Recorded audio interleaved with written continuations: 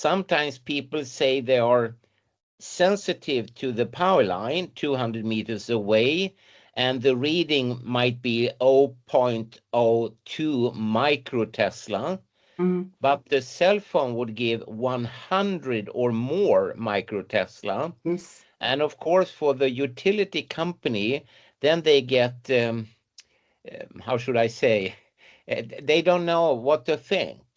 If you react to 0.02, but not to 100 or 200, yes, 300 microteslas, what should but one say? The reality is we don't fully understand this. Yeah, no, that's true. So what I've seen with my own body, and I'm just relaying what I'm experiencing. One of the benefits of living in the country is when you switch everything off, like now I'm sitting here with my gas lamp. So the only thing on now is the router. Okay, we've literally, all the power in the house is off. It's only the router that's on. And then you feel, for the first time, then you can really feel stuff. And somebody asked me the other day, and it made me think, but how do you cope going to town? Because when I go to town, I cope very well. I can go for a day. Yes, I'm tired when I get home, but it's not like a total train smash. And I drive past tons of overhead power lines and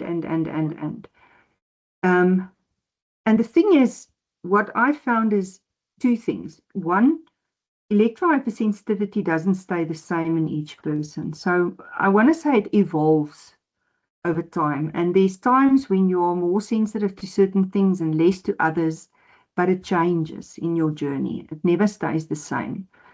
And secondly, I personally think as you go through your journey, the lower frequency, what I find now is that I almost go better with being close to a Wi-Fi than a little battery operated LED, which the readings are so low, but it's there. And it's almost like a thorn in your foot, you know, and it niggles you all the time. And it creates, after a while, it creates so much pain.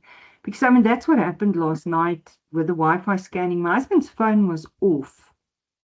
It was off, but the Wi-Fi scanning was on. But now, because it's got a battery in, it still scans. Because, I mean, if you press on any button on your phone when it's off, it shows you what your battery load. So the reason why that is your phone's not really off. It's on standby.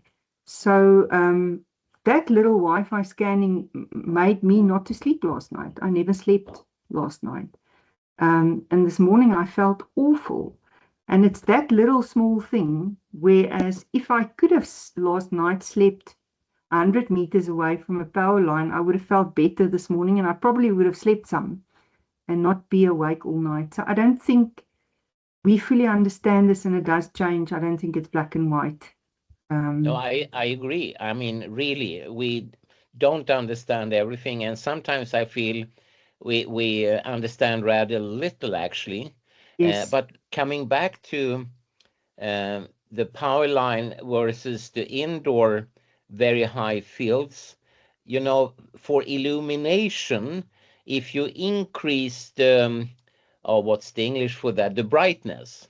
Very quickly, your eyes and brain will reach saturation.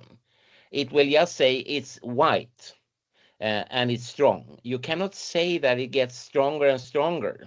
And the question is, of course, for electrohypersensitivity, maybe the body quickly reaches saturation, and thus it means that you, even if you expose yourself to 100 times more, it won't give you 100 times more reaction to it.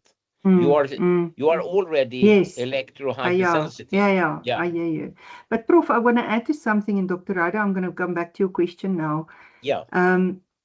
So in Cape Town, I worked at a client last year in June, and the office building has got all its motion sensors because it's an energy eco building. So you walk in and the lights go on and the Proxima goes on and everything goes on. So everything is censored, and the lights and everything. So I walked in, and you can just imagine my brain went because the lights go on, and I went and said, can we switch some of these off, and they say no, these things are motion censored.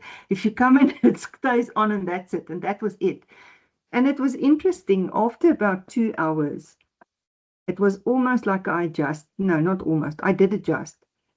It was like my brain said, okay, it's okay, you can relax now. But I've also noticed that if you do something you enjoy, your body sort of filters out the noise. So whenever I'm heavily exposed, if I enjoy what I do, I'm okay, if it makes sense. It's like my Well, nervous system is kicking in and saying, it's okay. It's like the parasympathetic takes over while the sympathetic is trying to, it's like this fight. yeah. Um, And as you say, there could be adaptation, it could be saturation, and mm, also what we call in neuroscience numbness.